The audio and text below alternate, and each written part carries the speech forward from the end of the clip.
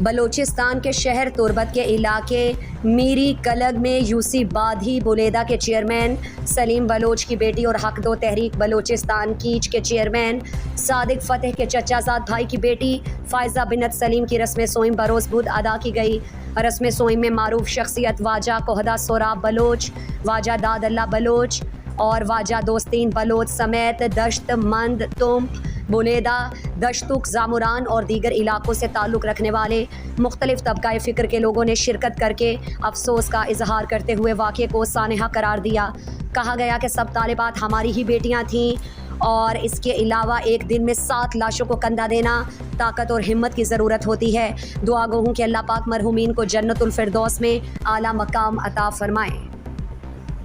مزید دلچسپ معلومات اور خبروں سے آگاہ ہونے کے لیے Gedrosia point Facebook page, Instagram, Twitter کو فالو اور یوٹیوب چینل کو سبسکرائب کریں۔ بیل آئیکن بٹن دبانا نہ بھولیں